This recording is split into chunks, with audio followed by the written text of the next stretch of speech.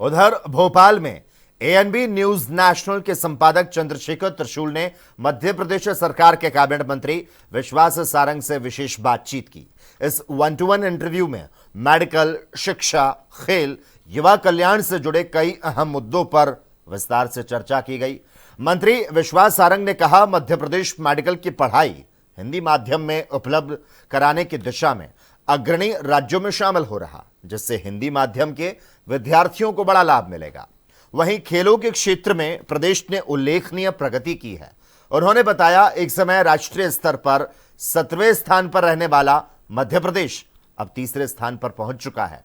मंत्री ने कहा, सरकार युवाओं को बेहतर अवसर, आधुनिक खेल सुविधाएं और गुणवत्तापूर्ण शिक्षा उपलब्ध कराने के लिए लगातार काम कर रही है। ना हुआ है जब कोई प्यारा उदाहरण मैंने दिया है, सिर्फ तुम्हारा उदाहरण। उपमाएं और भी हैं मगर व्यर्थ हैं सभी, तुमको ही दे रहा हूं तुम्हारा उदाहरण। मैं इस समय मुखातिब हूं मध्य प्रदेश की उस शख्सियत के साथ जिसने राजनीति को नई उपमाएं दी हैं, नए अलंकार दिए हैं। और एक ऐसा नाम, जब मैं देखता हूं, पूरे देश का दौरा करता हूं कि आखिर भाजपा कैसे जमी हुई है खांटी तौर पे, तब मैं देखता हूं कालीचरण 7 बार, सर्राफ 7 बार से विधायक है राजस्थान से, तब मैं कांति भाई अमृतिया को गुजरात में देखता हूं, तब मध्य प्रदेश की राजनीति का एक चमकता हुआ चेहरा भी देखता हूं।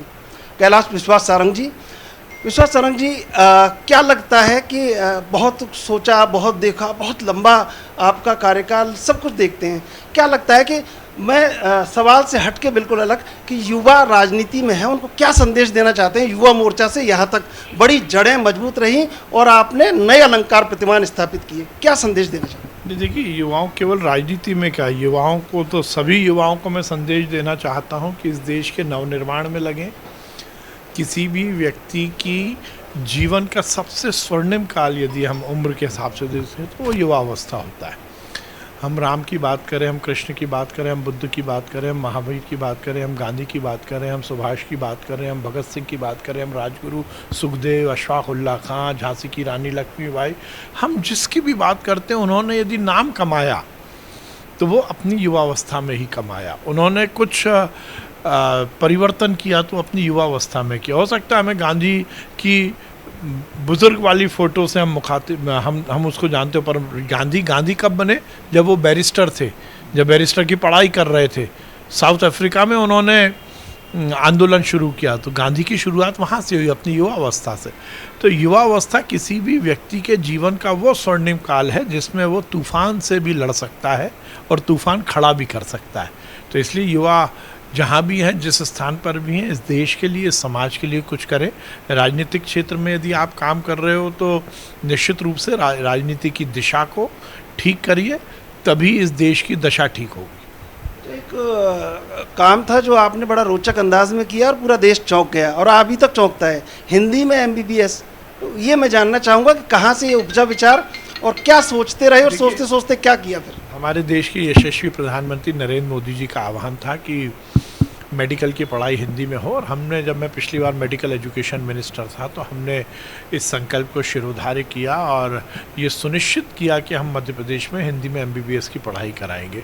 और मुझे बहुत प्रसन्नता है, हमने बहुत ही साइंटिफिक तरीके से इसको पूरा डिज़ाइन किया और उसमें हम सक्सेसफुल हुए और हमें सफल हुए।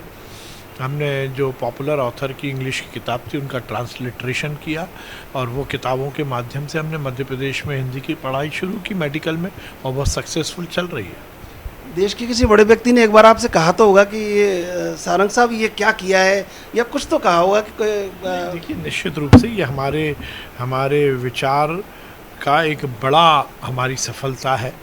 और हिंदी को जिस प्रकार से निगलेक्ट किया गया था और लोग ये मानते थे कि हिंदी में MBBS की पढ़ाई ये सपना है, ये कभी हो नहीं सकता पूरा, उसको हमने करके दिखाया, तो निश्चित रूप से ये प्रसन्नता की बात है। आपके पास सहकारिता मंत्रालय कवच योजना पर बड़ा काम चल रहा है, कुछ सहकारिता को लेकर जिस प्रकार से देश में नरेंद्र मोदी जी और अमित शाह जी के नेतृत्व में काम हो रहा है, उसको हम मध्य प्रदेश में भी आगे बढ़ा रहे हैं और सहकारिता के माध्यम से नए रोजगार के अवसर सृजित हों, लोगों को ज़्यादा से ज़्यादा रोजगार मिल सके, इस पर हम काम कर रहे हैं। हमने एक नया कॉन्सेप्ट CPP का कोऑपरेटिव पब्लिक प्राइवेट पार्टनरशिप शुरू की है, जिसमें हम कॉरपोरेट को और कोऑपरेटिव को एक साथ जोड़कर काम कर रहे हैं और उसमें हमें बहुत सफलता मिल रही है। रूरल इकनॉमी और अर्बन इकनॉमी को हम अपग्रेड करने के लिए सहकारिता को बहुत तेज़ गति से आगे बढ़ा रहे हैं। युवा और खेल मंत्रालय, ये दो बड़े मंत्रालय हैं और युवाओं को उम्मीद बनी जब आप के पास ये डिपार्टमेंट आया, क्या नया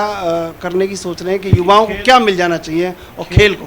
खेल में हमने लगातार काम किया, खेल खिलाड़ी और खेल मैदान इसका उन्नयन हो। और मुझे प्रसन्नता है कि पहले हम देश में 16वें 17वें नंबर पर थे मध्य प्रदेश, आज तीसरे नंबर पर है खेलों के माध्यम से। हम हर विधानसभा में एक खेल का स्टेडियम बना रहे हैं। युवा के कल्याण के लिए युवा देश की आर्थिक, सामाजिक और राजनीतिक तीनों मुख्य धारा से जुड़े, ये हमारा संकल्प है और उसको लेकर हम अनेक कार्यक्रम कर रहे हैं। इस देश के नवनिर्माण में युवा अपना योगदान दे, युवा संस्कारी हो, युवा सुव्यवस्थित हो, युवा की एनर्जी को हम पूरी तरह चैनलाइज करें।